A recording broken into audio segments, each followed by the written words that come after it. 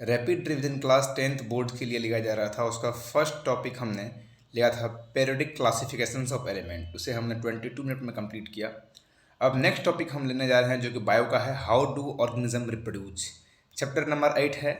आप इसे ध्यान से देखें। बोर्ड के पॉइंट ऑफ व्यू से ये टॉपिक बहुत ही इंपॉर्टेंट है और वैसे भी स्टूडेंट का इंटरेस्ट इस टॉपिक में कुछ ज़्यादा ही होता है। चलिए देखते हैं how do organism reproduce. Dear student, ये जानने से पहले हाउ डू ऑर्गेनिज्म रिप्रोड्यूस हम ये जानेंगे व्हाई डू ऑर्गेनिज्म रिप्रोड्यूस। आखिर ऑर्गेनिज्म रिप्रोड्यूस क्यों करते हैं, ऑर्गेनिज्म का रिप्रोड्यूस करने का क्या रीजन होता है। तो ऑर्गेनिज्म अपना कंटिन्यूटी को लाइफ अर्थ पे मेंटेन करने के लिए, अर्थ पे देख रहे हैं यहाँ पर, अर्थ पे अपना कंटिन्यूटी को मेंटेन करने के लिए ही ऑर्गेनिज्म क्या करते हैं, रिप्रोड्यूस करते हैं। कंटिन्यूटी मेंटेन का मतलब हुआ कि अपना स्पीसीज को नेक्स्ट टू नेक्स्ट जनरेशन को मेंटेन करना, नेक्स्ट जनरेशन से नेक्स्ट जनरेशन तक उसका स्पीसीज मेंटेन हो। इस चीज़ के पर्पस से, ये पर्पस है किसका, रिप्रोडक्शन का। तो यहाँ पर लिखा हुआ भी है reproduction ensure the continuity of life on the earth. Rapid revision class है तो थोड़ा फास्ट रहेगा। आप सबको टॉपिक पढ़ा हुआ है, कवर किया हुआ है, हमसे फास्ट एक बार रिवीजन करवा रहे हैं। रिवीजन मोड है ये कंप्लीट डिस्कशंस है रिवीजन के थ्रू। रिप्रोडक्शन क्या होता है? Reproduction is the process by which living organism produce new organism similar to itself. मतलब लिविंग ऑर्गेनिज्म जो है अपने ही तरह लिविंग ऑर्गेनिज्म अपने ही तरह ऑर्गेनिज्म को प्रोड्यूस करते हैं, तो living organism, reproduction is the process features of what, living organism. ये लिविंग ऑर्गेनिज्म का फीचर है, लिविंग ऑर्गेनिज्म का फीचर है रिप्रोडक्शंस। ठीक है, कोई भी नॉन लिविंग रिप्रोडक्शंस नहीं कर सकता। जब आप लिविंग ऑर्गेनिज्म का फीचर्स पढ़ते हैं तो फर्स्ट फीचर्स आप पढ़ते हैं कि they can growth, and second feature आप पढ़ते हैं दे कैन रिप्रोड्यूस। तो जितने भी लिविंग ऑर्गेनिज्म है वो सब रिप्रोड्यूस करते हैं। कुछ एक्सेप्शंस है, जैसे कि म्यूल्स नहीं करते हैं, स्ट्राइल मेल नहीं करते हैं, तो कुछ एक्सेप्शंस है, फ्यू एक्सेप्शंस इसके अंदर है जो रिप्रोडक्शन लिविंग ऑर्गेनिज्म नहीं करते हैं। लेकिन ऐसा कोई भी नॉन लिविंग थिंग्स नहीं है जो कि रिप्रोडक्शन शो करता हो। तो इसलिए यहाँ पर लिखा हुआ reproduction is the process by which living organism can reproduce. ठीक है, लिविंग ऑर्गेनिज्म रिप्रोड्यूस करता है। ठीक है, ये रिप्रोडक्शन होता है। अब अगर आगे देखें तो रिप्रोडक्शन के एक और बहुत अच्छा डेफिनेशन लिखा हुआ है। देखिए आप क्या लिखा हुआ है, heredity. Reproduction is the bridge of heredity. ठीक है, ब्रिज ऑफ हेरिडिटी है, मतलब कहने का मतलब हुआ इससे हेरिडिटी ट्रांसमिशन होता है। पेरेंट्स से उसके ऑफ स्प्रिंग में उसका कैरेक्टर का जाना, वही कहलाता है क्या, हेरिडिटी। पेरेंट्स से ऑफ स्प्रिंग में उसका कैरेक्टर का जाना क्या कहलाता है, हेरिडिटी कहलाता है। याद देखिए हेरिडिटी लिखा हुआ है। पेरेंट्स से ऑफ स्प्रिंग में उसका कैरेक्टर को जाना क्या कहलाता है, हेरिडिटी कहलाता है। तो पेरेंट्स से ऑफ स्प्रिंग में कैरेक्टर जाए, ये कब पॉसिबल होगा, जब ऑर्गेनिज्म रिप्रोड्यूस करेगा, अपना ऑफ स्प्रिंग का फॉर्मेशन करेगा। अब जब ऑफ स्प्रिंग का फॉर्मेशन होगा, आप सेल का स्ट्रक्चर पढ़ चुके हैं। सेल के इनसाइड होता है क्या, न्यूक्लियस, जो सेल को कंट्रोल करता है, इसलिए क्या बोलते हैं उसको, मास्टर ऑफ द सेल। और इनसाइड द न्यूक्लियस क्या होता है, जेनेटिक मटेरियल, डीएनए और आरएनए। तो यहाँ पर नेक्स्ट लाइन लिखा हुआ है, it involves the consistent characters from the parent to daughter cell by copying of DNA. DNA copying के माध्यम से पेरेंट्स का कैरेक्टर ऑफ स्प्रिंग में जाता है। तो अब नेक्स्ट बात आता है कि डीएनए का फुल फॉर्म क्या होता है, डीऑक्सीराइबोस न्यूक्लिक एसिड। क्या, डीऑक्सीराइबोस न्यूक्लिक एसिड। जब न्यूक्लिक एसिड में से डीऑक्सीराइबोस मतलब राइबोस शुगर में से जब एक ऑक्सीजन को रिमूव करते हैं तब क्या बनता है, डीऑक्सीराइबोस न्यूक्लिक एसिड। और आरएनए का फुल फॉर्म क्या होता है, राइबोस न्यूक्लिक एसिड। मतलब आरएनए में से एक ऑक्सीजन निकाल दीजिए, डीएनए बन जाता है। उससे क्या होता है, डीएनए स्टेबल हो जाता है। तो जेनेटिक मटेरियल है कौन कौन, डीएनए, आरएनए। और जब रिप्रोडक्शन होता है, रिप्रोडक्शन के टाइम में जो फादर्स का कैरेक्टर उसके ऑफ स्प्रिंग में जाता है, उसके डॉटर्स में जाते हैं, उसके सन्स में जाते हैं, वो जाने का प्रोसेस क्या है, डीएनए कॉपी। डीएनए कॉपी के थ्रू ही ये काम हो पाता है। और कुछ नेक्स्ट टर्म यहाँ पर देखने को मिलेगा आपको, वो है वेरिएशंस। क्या होता है वेरिएशंस, फादर से उसका ऑफ स्प्रिंग एग्जैक्ट नहीं मिलते हैं, कुछ उसमें डिफरेंस आता है। और जो फादर से उसका ऑफ स्प्रिंग अलग दिख रहा है, कुछ डिफरेंस दिख रहा है उसमें, उसी को हम लोग क्या बोलते हैं, वेरिएशंस। वेरिएशंस क्यों आता है, तो डीएनए का जो कॉपी होता है वो एग्जैक्ट कॉपी नहीं होता है, उसमें कुछ ना कुछ गैप रह जाता है, उसीलिए क्या आता है, वेरिएशंस देखने को मिलता है। नेक्स्ट बात है, नेक्स्ट पॉइंट आप देखिए क्या लिखा है, they the useful variations are retained. मतलब क्या कहना है कि कुछ वेरिएशंस होता है जो यूजफुल होता है। अब बोलेगा वेरिएशंस कैसे यूजफुल होगा सर, वेरिएशंस यूजफुल होने का मतलब हुआ कि जैसे किसी के पेरेंट्स के अंदर कोई एक जेनेटिक डिजीज है, कोई एक, जैसे मान लेते हैं एग्जाम्पल लेते हैं हर्निया। किसी के पेरेंट्स के अंदर हर्निया है, उसके ऑफ स्प्रिंग में वो हर्निया ना आ जाए, तो इस केस में वेरिएशंस दिखना अच्छा है ना। पेरेंट्स से उसका ऑफ स्प्रिंग अलग हो गया। अलग किस केस में हुआ कि पेरेंट्स के अंदर वो डिजीज था, कौन सा डिजीज, जेनेटिक डिजीज, और वो जेनेटिक डिजीज उसके ऑफ स्प्रिंग के अंदर नहीं हुआ, रिटेन्ड नहीं हुआ, ऑफ स्प्रिंग के अंदर नहीं देखा गया, तो वो वेरिएशंस क्या हुआ, यूजफुल हुआ। लेकिन कुछ वेरिएशंस हार्मफुल भी होते हैं, लिखा while the harmful one does not beyond go beyond, कुछ हार्मफुल वेरिएशंस भी होते हैं। तो हार्मफुल वेरिएशंस मतलब कि अगर वो पेरेंट्स के अंदर जो कमी थी, जो जेनेटिकल डिजीज था, वो ऑफ स्प्रिंग में दिखा, तो ऐसा वेरिएशंस हार्मफुल हुआ, और अगर नहीं दिखा तो यूजफुल हुआ। नेक्स्ट लाइन लिखा हुआ है inbuilt tendency of variations is the fuel for evolutions. कहने का मतलब ये हुआ कि अगर वेरिएशंस नहीं होगा, अगर वेरिएशंस नहीं होगा, तो वेरिएशंस अगर नहीं होगा, अब एक बात देखिए कि इवोल्यूशन भी नहीं होगा, मतलब कुछ चेंज भी नहीं आएगा। अगर वेरिएशंस नहीं होगा तो इवोल्यूशन भी नहीं होगा। इसका मतलब हुआ कि अगर वेरिएशंस नहीं होगा तो इवोल्यूशन भी नहीं होगा, कुछ चेंज भी यूनिवर्स में नहीं आ पाएगा। जैसा पेरेंट्स होगा वैसा ऑफ स्प्रिंग हो जाएगा। कुछ चेंज आना भी तो जरूरी है, पेरेंट्स से कुछ दृष्टिकोण में उसका ऑफ स्प्रिंग अलग भी दिखे, ये भी तो जरूरी है। अभी हाल फिलहाल में इवोल्यूशन चल रहा है कि बहुत ही इंसान का कम ही एज में हेयर जा रहा है, कि हेयर का कोई यूज नहीं है बॉडी के अंदर, तो यूज नहीं है इसलिए वो गायब हो जा रहा है। रिप्रोडक्शन दो तरह का होता है, एक होता है एसेक्सुअल रिप्रोडक्शन, एक होता है सेक्सुअल रिप्रोडक्शन। एसेक्सुअल के अंदर सिंगल पेरेंट्स इन्वॉल्व है, जबकि सेक्सुअल के अंदर both parents male and female दोनों इन्वॉल्व होते हैं। एसेक्सुअल में गैमीट नहीं बनता, सेक्सुअल में गैमीट का फॉर्मेशन होता है। और दूसरा बात तो सबसे इंपॉर्टेंट बात है कि एसेक्सुअल के अंदर प्रोजेनी पेरेंट्स के आइडेंटिकल होते हैं, जहां की सेक्सुअल के अंदर पेरेंट्स से जो ऑफ स्प्रिंग है वो आइडेंटिकल नहीं होके वो सिमिलर होते हैं। तो बोलेंगे आप क्या बोल रहे हैं सर, आइडेंटिकल और सिमिलर में क्या डिफरेंस है? बहुत डिफरेंस है। आइडेंटिकल का मतलब हुआ जैसा पेरेंट्स है उसका एग्जैक्ट कॉपी उसका ऑफ स्प्रिंग होगा, उसका डॉटर होगा, उसका सन होगा। लेकिन सेक्सुअल में अगर सिमिलरिटी का मतलब बताना है कि पेरेंट्स के एग्जैक्ट कॉपी ऑफ स्प्रिंग नहीं होगा, एग्जैक्ट कॉपी नहीं होगा, उसमें कुछ वेरिएशंस होंगे, कुछ उसमें हेरिडिटी होंगे, कुछ सिमिलरिटी होगा और कुछ वेरिएशंस भी देखने को मिलेगा। तो एग्जैक्ट अगर कॉपी हुआ तो हमने क्या बोला कि पेरेंट्स से क्या है, वो आइडेंटिकल है, पेरेंट्स से आइडेंटिकल है, एग्जैक्ट कॉपी। और एग्जैक्ट कॉपी अगर नहीं हुआ तो हमने क्या बोला, पेरेंट्स से वो क्या है, सिमिलर है। ठीक है, यहाँ तक के बात समझ में आया कि एसेक्सुअल और सेक्सुअल का डिफरेंस क्या है। तो आप ये बात ध्यान रखें कि एसेक्सुअल और सेक्सुअल का डिफरेंस पूछ देता है बोर्ड एग्जाम में, differentiate between asexual and sexual reproduction. तो आपको जिस तरह से हम पॉइंट बाय पॉइंट यहाँ पर टेबुलर फॉर्म में जिस तरह से हम दिखा रखे हैं एसेक्सुअल और सेक्सुअल का बीच का डिफरेंस, आप भी उसी तरह से टेबुलर फॉर्म में ही शो करेंगे, जो कि हम नेक्स्ट प्रीवियस 10 ईयर्स टॉपर्स का कॉपी को हमने सीबीएसई के वेबसाइट पे जाकर विजिट किया, तो वहाँ देखेगा टॉपर्स में क्या होता है और जो अलग स्टूडेंट्स में नहीं हो पाता है। तो उसका क्वेश्चन का जो आंसर देने का तरीका था वो वही था जो बोर्ड मांगता है। तो उसी को ध्यान में रखते हुए एनसीईआरटी को रीड करके ये नोट्स को कंप्लीटली कवर किया गया है। इसलिए आप इसी नोट्स को एग्जैक्ट फॉलो करेंगे किसमें, बोर्ड एग्जाम में। और ये जो आपका second term CBSE board exam होने वाला है, ये कंप्लीटली क्या होगा, सब्जेक्टिव होगा। 1 मार्क्स 3 मार्क्स 5 मार्क्स के क्वेश्चन होंगे, लेकिन सब्जेक्टिव फॉर्म में होंगे। ठीक है ना, इसलिए ध्यान देंगे आप अच्छे से।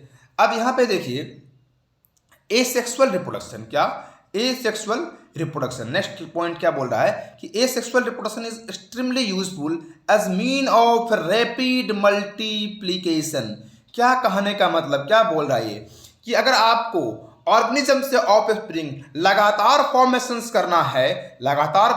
करना है तो आप सेक्सुअल से नहीं कर सकते। सेक्सुअल में एक गैप होता है, जैसे कि हमारे ह्यूमन बींग्स के अंदर 9 मंथ के बाद बेबी का फॉर्मेशन, बेबी मदर से फॉर्मेशन होता है, 9 मंथ टाइम लगता है, उसको बोलते हैं, आप लोग क्या बोलते हैं, प्रेगनेंसी पीरियड 9 मंथ का होता है। लेकिन एसेक्सुअल रिप्रोडक्शन सेकेंड में होता है, minute of second, fractions of second में होते हैं। अगर आपको बहुत सारा एंटीबायोटिक्स है जो कि फॉर्मेशंस करना होता है, एंटीबायोटिक का फॉर्मेशंस हम इसी तरह से लोअर एनिमल्स, लोअर प्लांट से फॉर्मेशन करते हैं bye the help of asexual reproduction. और यहाँ पर सबसे इंपॉर्टेंट लाइन अभी तक का है कि it is common in lower plant and animal. अगर आपसे पूछे कि एसेक्सुअल मोड ऑफ रिप्रोडक्शन कहाँ देखा जाता है, ये 1 नंबर का क्वेश्चन बन सकता है, तो आप वहाँ बोलेंगे ये कहाँ देखा जाता है, लोअर प्लांट्स के अंदर और लोअर एनिमल्स के अंदर। लोअर इनवर्टिब्रेट्स भी आप वर्ड यूज कर सकते हैं। अगर थोड़ा बहुत डाइवर्सिटी आप 9 क्लास में पढ़े होंगे, उम्मीद करते हैं कि थोड़ा बहुत तो डाइवर्सिटी आता ही होगा। फर्स्ट फॉर्म एसेक्सुअल का डिफरेंट फॉर्म होते हैं, उसमें से पहला फॉर्म अपन पढ़ने जा रहे हैं और पहला फॉर्म का नाम है क्या, फिजन। फिजन में क्या होता है, जो पेरेंट सेल है, क्या है, पेरेंट सेल है, वो डिवाइड करते हैं या फिर क्या होता है, स्प्लिट होते हैं किसमें, डॉटर सेल में। तो पेरेंट सेल ही डॉटर सेल में कन्वर्ट हो जाते हैं। अब ये फ्यूजन किस तरह का होगा, 2 तरह का, एक होता है बाइनरी फ्यूजन और एक होता है क्या, मल्टीपल फ्यूजन। अब बोले क्या क्या बोल रहे हैं, बाइनरी फ्यूजन, मल्टीपल फ्यूजन। अरे बाइनरी फ्यूजन का मतलब हुआ कि अगर पेरेंट्स बॉडी 2 पार्ट में टूट रहे हैं तो क्या बोल दिया हम, बाइनरी फ्यूजन। और अगर पेरेंट्स बॉडी 2 पार्ट नहीं मल्टीपल पार्ट में ब्रेक डाउन हो रहे हैं तो हम बोल दिए मल्टीपल फ्यूजन। चलिए नेक्स्ट स्लाइड में अपन जाते हैं और वहाँ इसका डायग्राम भी देखेंगे। अब ये नेक्स्ट स्लाइड आपके सामने रहा। यहाँ देखिए ये पेरेंट सेल है अपने पास। पेरेंट सेल के अंदर ये एग्जांपल्स किसका है, एमोवा, फ्यूजन मींस एमोवा।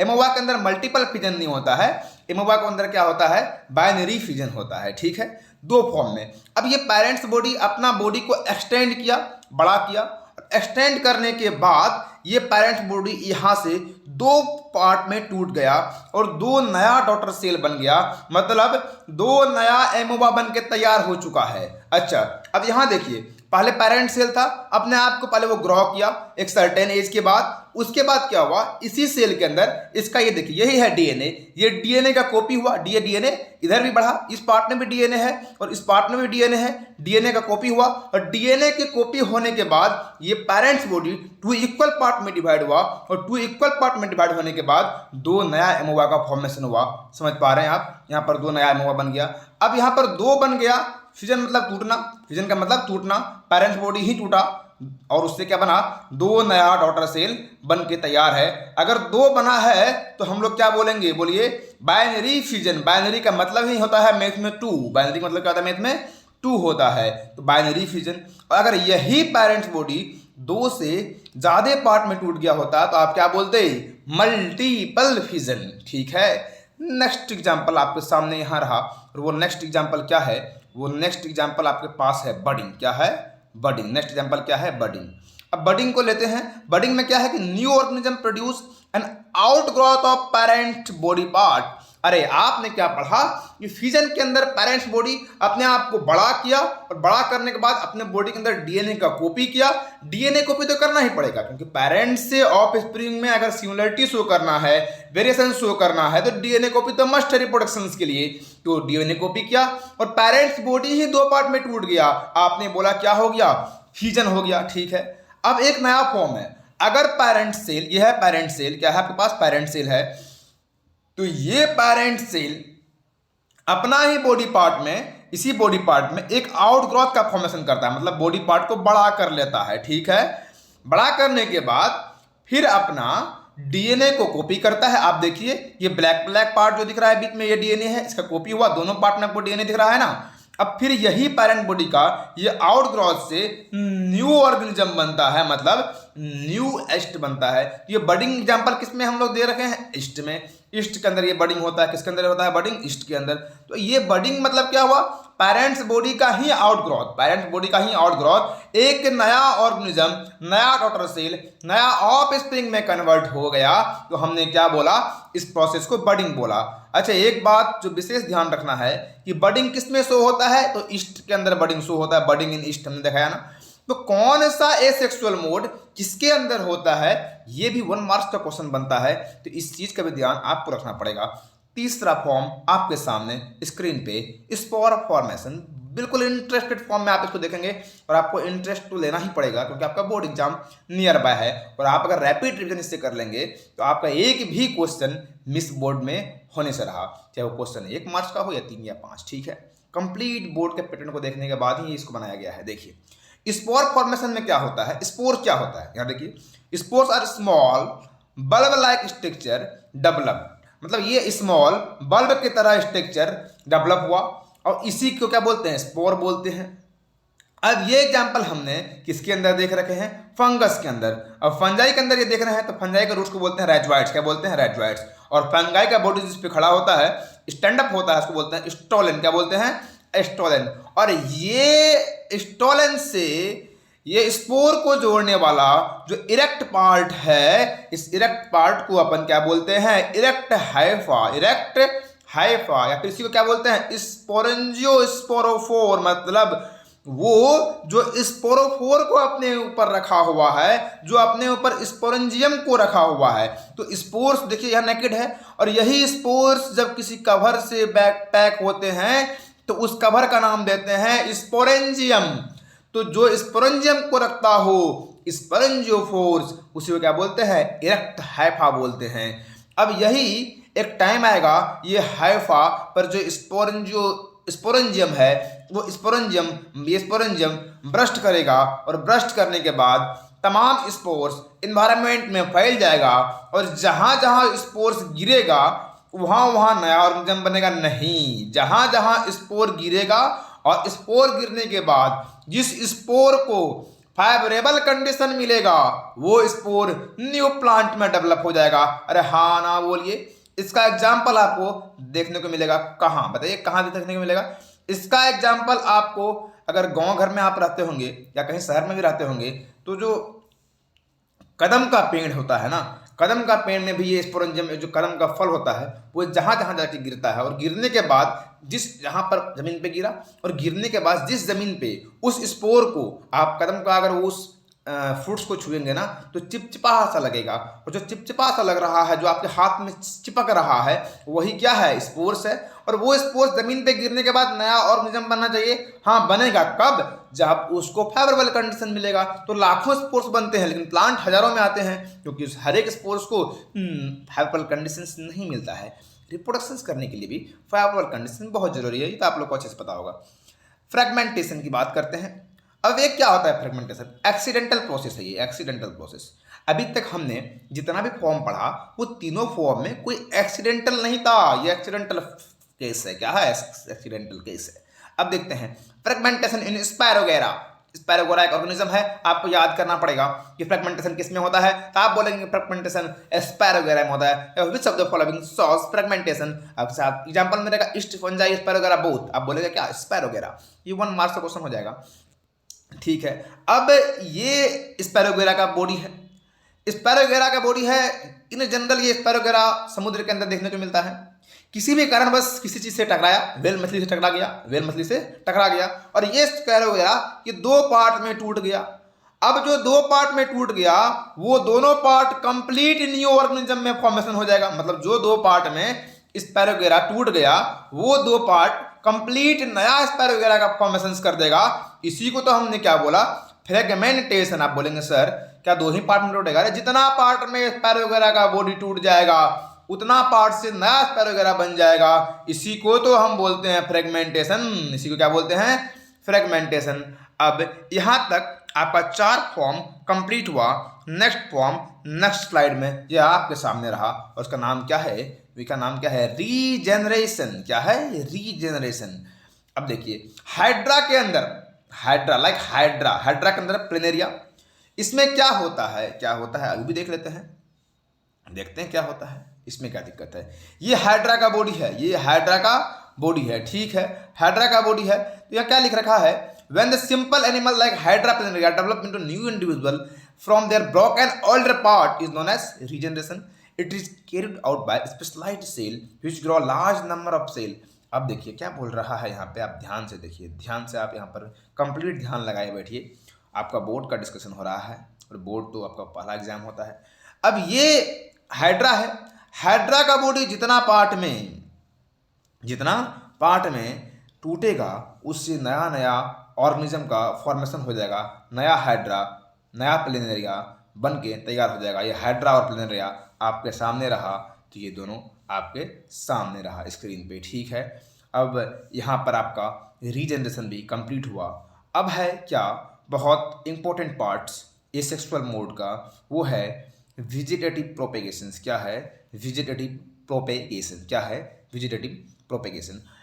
अब इसमें क्या होता है, a mode of reproduction in which stem root leaves develop into plant under favourable condition. हमने बार बार इसी फेवरेबल कंडीशन की बात कर रहे थे। अगर प्लांट का स्टीम रूट लीव्स, कोई एक प्लांट है उसका स्टीम, किसी प्लांट का रूट, किसी प्लांट का लीव्स को फेवरेबल कंडीशन में अगर आप सोइल में ग्रो कराएंगे तो उस स्टीम से, उस रूट से, उस लीफ से नया प्लांट बॉडी का फॉर्मेशन हो जाएगा। तो हम क्या बोलेंगे, इस मोड ऑफ रिप्रोडक्शन को वेजिटेटिव प्रोपेगेशंस बोलेंगे। प्रोपेगेशंस का मतलब formation of new parts. From which part? From vegetative parts of plant. कहाँ से? प्लांट के वेजिटेटिव पार्ट। किसको बोलते हैं वेजिटेटिव पार्ट? प्लांट का जिस पार्ट को हम यूज करते हैं किसमें? खाने में। तो अब लोग स्टीम को भी यूज करते हैं खाने में? हाँ करते हैं यार, स्टीम को भी करते हैं। रूट्स भी खाते हैं, कैरोट, टर्निप, गाजर, रूट्स, लिप्स भी खाते हैं, स्पेंजेस का लिप्स खाते हैं। तो वो पार्ट जो हम लोग अपना इन जनरल डेली लाइफ में यूज करते हैं किसमें? खाने में। उस पार्ट से, स्टीम से, रूट से, लिप्स से, स्टीम से, रूट से, लिप्स से अगर नया प्लांट बॉडी फेवरेबल कंडीशन में बन के तैयार है तो हम क्या बोलेंगे? यहाँ पर क्या हो रहा है? Vegetative propagations. क्या बेनिफिट है पूछता है, describes vegetative propagations and its benefit. आप फर्स्ट बेनिफिट बोलेंगे कि plant can bear flower fruit earlier than they produce from seeds. अब देखिए प्लांट का कहां से आएगा? प्लांट है वो किसका फॉर्मेशन? क्या? फ्रूट का फॉर्मेशन। क्या? पहले फ्लावर बनेगा, फ्लावर से क्या बनेगा? फ्रूट्स बनेगा, और उस फ्रूट्स के सीड से न्यू प्लांट आएगा। इसमें एक लॉन्ग टाइम लगेगा, लंबा इंटरवल ऑफ टाइम लगेगा, लेकिन आपको प्लांट बहुत ही अर्लियर चाहिए तो आप उसके सीड से नहीं, उसके वेजिटेटिव पार्ट से, स्टीम से, रूट से, लिप्स से न्यू प्लांट का फॉर्मेशन कर लीजिए तो आपको प्लांट आपको आपके टाइम से पहले मिल जाएगा। वरना अगर आप सीड्स के भरोसे रहेंगे तो प्लांट में फ्लावर बनेगा, फ्रूट बनेगा, और उस फ्रूट्स के सीड से न्यू ऑर्गेनिज्म बनेगा तो बहुत टाइम लगेगा। नेक्स्ट बेनिफिट है आपके पास growing banana, orange, rose, jasmine that lost the capacity to produce seeds. अब बताइए कुछ ऐसे भी प्लांट है जो कि अपना सीड्स का फॉर्मेशंस को lost the capacity to produce seeds, जैसे कि बनाना हुआ, ऑरेंज हुआ, रोज हुआ, जास्मीन हुआ, ये सब प्लांट में सीड नहीं बनते। अब अगर सीड नहीं बनता है तो सीड से न्यू प्लांट आता है। न्यू प्लांट जो बनेगा तो सीड के जर्मिनेशन से ही न्यू प्लांट बनेंगे। अब इसके अंदर तो सीड बनता ही नहीं है। अगर इसके अंदर सीड नहीं बनता है तो इसका वेजिटेटिव पार्ट को अपन लेंगे, जैसे कि रोज का स्टीम को लेते हैं और काट के कहीं लगा देते हैं तो नया प्लांट बन जाता है। बनाना का स्टीम्स को लेते हैं और काट के कहीं लगा देते हैं तो नया बनाना बन जाता है। तो ये जो आपका एग्जाम्पल देखने को मिल रहा है, तो जिसके अंदर सीड का फॉर्मेशन नहीं हो रहा है उसके अंदर भी हमने क्या कर लिया, उससे भी न्यू प्लांट बनाया by the help of vegetative propagation. हाँ ना बोलिए। थर्ड है genetically similarity is maintain in the plant, example sugar cane, rose, grapes by layering और ग्राफ्टिंग। अब ये 6th क्लास में आप पढ़े होंगे लेयरिंग ग्राफ्टिंग। एक प्लांट जैसे कि मैंगो प्लांट को भी लेयरिंग ग्राफ्टिंग से प्रोड्यूस करते हैं, तो ये लेयरिंग ग्राफ्टिंग 6th क्लास का चीज है। मतलब लेयरिंग और ग्राफ्टिंग के हेल्प से जेनेटिकली सिमिलर प्लांट ऑब्टेन हम लोग कर लेते हैं bye the help of vegetative propagation. हाँ ना बोलिए। अरे बोलिए, बोलना पड़ेगा भाई साहब। अरे पढ़ना है तो बोलना तो पड़ेगा ना। साथ साथ आप आराम से इंटरेस्ट के साथ देखिए। अगर इंटरेस्ट होगा तभी पढ़ने में मजा आएगा, वरना मजा नहीं आएगा। अब हम लोग बात करते हैं sexual reproduction in flowering plant. अच्छा, क्या बात करते हैं? Sexual reproduction in flowering plant. अब पहले सेक्सुअल रिप्रोडक्शन का ओवरव्यू देखते हैं, और सेक्सुअल रिप्रोडक्शन का ओवरव्यू देखने के बाद sexual reproduction in plant. Sexual reproduction सुनने के बाद तो आप लोग का एक अलग ही इंटरेस्ट जग गया होगा, लेकिन प्लांट की बात करें थोड़ा सा धैर्य रखिए, ह्यूमन बींग्स की भी बात करेंगे। देखिए सेक्सुअल रिप्रोडक्शन। अब अगर सेक्सुअल रिप्रोडक्शन की बात हुआ, यहाँ पर मेल भी होगा, फीमेल भी होगा। मतलब कहने का मतलब ये हुआ यहाँ पर पेरेंट्स बॉडी 2 होंगे, एक से ज्यादा, एक मेल एक फीमेल। मेल अपना गैमेट्स बनाएगा, फीमेल अपना गैमेट्स बनाएगी, और दोनों फ्यूज करेगा, फर्टिलाइजेशन होगा और नया प्लांट बॉडी का फॉर्मेशन हो जाएगा। इसको क्या बोलते हैं? Sexual reproduction.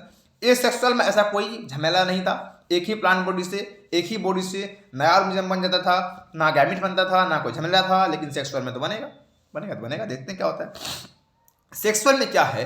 When reproduction take place, fusion of 2 gametes. सारे मेल के अंदर गैमेट्स का नाम बताइए। मेल गैमेट्स क्या बनाएगा? स्पर्म। फीमेल गैमेट्स क्या बनाएगा? एग। ये ह्यूमन बींग्स की बात कर रहे हैं भाई, स्पर्म और एग। स्पर्म किसका गैमेट्स? मेल। एग किसका गैमीट? फीमेल। दो बॉडी अपना अपना गैमीट का फॉर्मेशन किया, इच पेरेंट अपना गैमीट को बनाए और गैमीट का फ्यूजन हुआ और उससे क्या हुआ, इस टाइप का, इस मोड ऑफ रिप्रोडक्शन को सेक्सुअल मोड ऑफ रिप्रोडक्शन बोलते हैं। कोई दिक्कत? अरे कोई परेशानी? अरे हाँ ना बोलिए। अरे समझ में आ रहा है ना? अरे बिल्कुल समझ में आ रहा है। ठीक है, कोई भी अगर डाउट हो तो आप मेरे व्हाट्सएप नंबर पर संपर्क कर सकते हैं। डायरेक्ट इंटरेक्शन करेंगे आपके साथ, direct 1-to-1 interaction, direct 1-to-1 interaction करेंगे आपके साथ। अब क्या हुआ, गैमीट्स बना और गैमीट बनने के बाद इच पेरेंट बॉडी मेल और फीमेल दोनों, मेल ये मेल और ये फीमेल दोनों अपना गैमीट को बनाए, एक स्पर्म बनाए और एक का फॉर्मेशन किए। और जब दोनों स्पर्म और एग फ्यूज करेगा, मिलेगा, मिलना, दोनों का मिलना, अरे मिलना बिछड़ना आप तो अच्छे से जानते हैं। जब दोनों मिलेगा तो किस चीज का फॉर्मेशन करेगा? Fertilisation. The process is called fertilisation. क्या? फर्टिलाइजेशन। तो आप गैमीट बनाया, मेल फीमेल बॉडी, और क्या हुआ? फर्टिलाइजेशन हुआ। चलिए जब हम लोग पढ़ेंगे, क्या पढ़ेंगे हम लोग? मेल के अंदर फीमेल के अंदर, वहाँ और अच्छे से देखेंगे। और जब ये सेक्सुअल रिप्रोडक्शन होता है तो वहाँ उसकी जो जेनेटिक मटेरियल है, कौन सा जेनेटिक मटेरियल? बोलिए बोलिए आप। डीएनए और आरएनए, ठीक है, उसका एक्सचेंज होता है, उससे वेरिएशन देखने को मिलता है। आप जानते हैं क्या होता है वेरिएशन? अच्छे से जानते हैं आप बहुत समझदार बच्चा है, आपको बता चुके हैं हम। नेक्स्ट है सेक्सुअल रिप्रोडक्शन इन प्लांट। अब प्लांट में भी अच्छा सा हेडिंग दें तो sexual reproduction in flowering plant. किसमें? फ्लावरिंग प्लांट में। जो प्लांट फ्लावर का प्रोड्यूस करेगा वही प्लांट सेक्सुअल रिप्रोडक्शन कर पाएगा। बोलिए कैसे? कि फ्लावर होगा तब ना उसके पास मेल और फीमेल दोनों होगा, और मेल फीमेल जब दोनों होगा तब ना होगा सेक्सुअल रिप्रोडक्शन, वरना एक होगा तो कहाँ से हो पाएगा? ठीक है। Flowers are the reproductive organ in plant. मतलब जिस तरह से हमारे अंदर रिप्रोडक्टिव ऑर्गेन क्या होता है, मेल के अंदर क्या होता है? बोलिए टेस्टिस, पेनिस, ये सब रिप्रोडक्टिव ऑर्गेन है। वैसे फ्लावर्स किसके अंदर है? फ्लावर किसके अंदर है? प्लांट के अंदर। ठीक है। अब नेक्स्ट पेजेस में अपन बात करते हैं फ्लावर के बारे में। देखते हैं फ्लावर क्या होता है। फ्लावर अपने पास दो तरह का होता है, एक होता है बाइसेक्सुअल फ्लावर और एक होता है यूनिसेक्सुअल फ्लावर। बाइसेक्सुअल और यूनिसेक्सुअल फ्लावर। बाइसेक्सुअल का मतलब हुआ both male and female reproductive part एक ही फ्लावर में प्रेजेंट हो। ऐसा होता है हिबिस्कस के अंदर और मस्टर्ड के अंदर। ऐसा देखने को मिलता है कि मेल और female part, male part stamen और फीमेल पार्ट कार्पेल, ये जब दोनों एक ही फ्लावर में होगा तो बोलेंगे बायसेक्सुअल।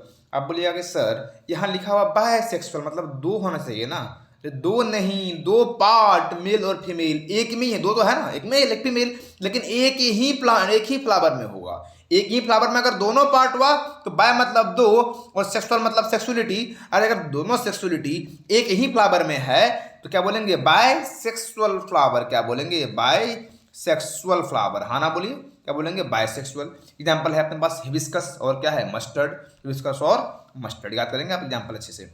अगर मेल या फिर फीमेल दो में से कोई एक फ्लावर के अंदर या तो मेल पार्ट है या फीमेल पार्ट है, इस तरह का फ्लावर को बोलते हैं यूनिसेक्सुअल फ्लावर। पपाया और वाटरमेलन के अंदर ऐसा एग्जाम्पल देखने को मिलता है, यूनिसेक्सुअल फ्लावर है। इसीलिए जो मेल पपाया होगा वो कभी भी पपाया फॉर्मेशन नहीं। आप देखते होंगे गांव घर में बहुत सारा ऐसा पपाया है जिसमें आज तक पपाया आया ही नहीं। बहुत सारा पपीता का पेड़ ऐसा है, बहुत सारा वाटरमेलन का पेड़ ऐसा आपके गांव घर में देखने को मिलता होगा जिसमें आज तक पपाया और वाटरमेलन का फॉर्मेशन नहीं हुआ है। अरे कैसे होगा? पपाया और वाटरमेलन दोनों के अंदर जो फ्लावर होता है वो होता है यूनिसेक्सुअल फ्लावर, और यूनिसेक्सुअल के अंदर या तो मेल होगा या फीमेल होगा। अब एक बात बताइए, जो पपाया मेल होगा उसके अंदर फ्लावर ही नहीं और मेल पार्ट जो होगा वो कहाँ से फ्रूट्स का फॉर्मेशन कर पाएगा? सेक्सुअल रिप्रोडक्शन फ्लावरिंग प्लांट हम लोग पढ़ रहे थे, तो पपाया मेल हुआ या फीमेल होगा। अगर फीमेल पपाया का प्लांट होगा तो उसके अंदर रिप्रोडक्शन होगा, शो कर पाएगा। ठीक है। अब है ये फ्लावर का स्ट्रक्चर, आपका एनसीईआरटी का ही है। ठीक है। आप देखिए बीच में ऐसे क्या बोलते हैं? ऑवरी के अंदर ओव्यूल्स होता है, ये हुआ सेपल्स, और ये जो आपका है इसको बोलते हैं स्टाइल। और ये ऑवरी प्लस स्टाइल क्या कहलाया? पिस्टल कहलाया। और यहाँ पे देखिए ये आपका फिलामेंट, और फिलामेंट के ऊपर तो आप ये देख रहे हैं, इसको बोलते हैं एंथर। यही एंथर मेल के अंदर होता है, एंड वही एंथर जब मेल से फीमेल पार्ट पे जाएगा तो क्या करेगा, रिप्रोडक्शन शो करेगा। ये फ्लावर का क्या था, फ्लावर का स्ट्रक्चर था। एनसीईआरटी में है, और अच्छे से आप लेबलिंग्स का ध्यान रखेंगे, और लेबलिंग से ही क्वेश्चन आता है, और कोई इसमें साइंस रॉकेट साइंस नहीं है। ठीक है, ठीक है ना, अरे ठीक है ना। देखिए एक टिपिकल फ्लावर के अंदर, एक टिपिकल फ्लावर के अंदर जो है 4 पार्ट होगा, 4 मेन हॉल्स होगा, एक कैलिक्स, कोरेला, एंडोसियम और गैनेसियम। ये 4 part typical flower. Typical flower मतलब वो फ्लावर जो फ्लावर का हर एक करेक्टर को शो करे, उसे बोलते हैं टिपिकल। टिपिकल मेन का मतलब वो मेन जो मेन का हर एक करेक्टर को शो करे। जैसे स्ट्राइल मेल है तो स्ट्राइल मेल को टिपिकल मेल नहीं बोलेंगे, क्योंकि स्ट्राइल है तो वो स्पर्म का फॉर्मेशन नहीं कर पाएगा। तो वो इसी तरह से अगर टिपिकल फ्लावर बोल दिए तो फ्लावर का हर एक प्रॉपर्टी को शो करना पड़ेगा। अगर फ्लावर का हर एक प्रॉपर्टी को शो कर रहा है तो हमने क्या बोला कि क्या है, ये टिपिकल फ्लावर है। तो फ्लावर के अंदर 4 पार्ट्स, कैलिक्स, कोरेला, एंडोसियम और गैनोसियम। अब ये देखिए स्टेमन है अपने सामने, क्या है, स्टेमन। अब फ्लावर्स पार्ट को अगर हम लोग डिवाइड करें तो फ्लावर्स का रिप्रोडक्टिव पार्ट, मेल पार्ट कौन हुआ, स्टेमन। फीमेल पार्ट कौन हुआ, कार्पेल फ्लावर्स के अंदर। और मेल पार्ट 2 पार्ट में डिवाइड है, फिलामेंट और एंथर। फिलामेंट और एंथर। और एंथर के अंदर जब डिवीजन होगा, कौन सा डिवीजन, मियोसिस, तो एंथर में क्या बनेगा, पोलन ग्रेन। हम बताए थे क्या क्या है ये पोलन ग्रेन, मेल गैमिट्स। ठीक है, एंथर कैसा होता है, डिप्लॉयड। ये पैरेडी लेवल आपको याद करना है, पूछ सकता है। और फीमेल का 3 पार्ट होता है, स्टाइल, ओवरी और स्टेग्मा। और यहाँ पर फीमेल में ओवरी के अंदर क्या बनेगा, एग सेल। और जब ये पोलन ग्रेन और एग सेल दोनों आपस में मिलेगा तो नया प्लांट बनेगा। तो अगर फ्लावर बाइसेक्सुअल है तो ये मेल पार्ट भी उसी में होगा, फीमेल पार्ट भी उसी में होगा, तो पोलन ग्रेन्स और उसी में बनेगा, एग सेल उसी में बनेगा, दोनों फ्यूज करेगा, नया प्लांट बन जाएगा। ठीक है, दोनों अलग अलग में अगर होगा तो पोलन ग्रेन्स का एग सेल के पास पहुंचेगा, और किसी भी माध्यम से, एयर से, विंड से, वाटर से, उसको क्या बोलते हैं, इसको पोलिनेशन बोलते हैं। Transfer of pollen grain from anther to stigma. ठीक है, जब होगा तो तब आगे देखते हैं, अगर बात करते हैं इसका। ठीक है, तो ये यहाँ तक आप पढ़ लिए कि रिप्रोडक्टिव पार्ट्स इन फ्लावर, स्टेमन और क्या, कार्पेल। स्टेमन क्या हुआ, मेल पार्ट, उसके अंदर फिलामेंट और anther. Female part style, ovary और स्टेग्मा। समझ गए ना बात। और मेल का जो एंथर पार्ट है, ये कौन सा पार्ट, एंथर पार्ट। इस एंथर पार्ट में क्या होगा, मियोसिस, तो क्या बनेगा, पोलन ग्रेन। और पोलन ग्रेन क्या है, मेल गैमेट्स ऑफ फ्लावर।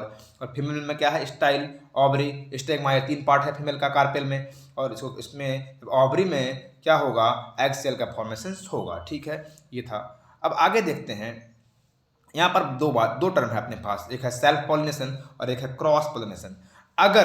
अगर पोलन ग्रेन सेम फ्लावर के स्टिग्मा से, मतलब सेम फ्लावर के मेल पार्ट से सेम फ्लावर के कार्पेल पे फीमेल पार्ट पे जाता हो तो एक ही फ्लावर में गया है ना, तो बोलेंगे इस तरह का पोलिनेशन को अपन बोलते हैं सेल्फ पोलिनेशन। क्या होता है पोलिनेशन, अरे पोलिनेशन क्या होता है, पोलिनेशन होता है क्या, ट्रांसफर ऑफ, क्या, ट्रांसफर ऑफ पोलन ग्रेन का ट्रांसफर कहाँ से, स्टिग्मा से ओवरी पे।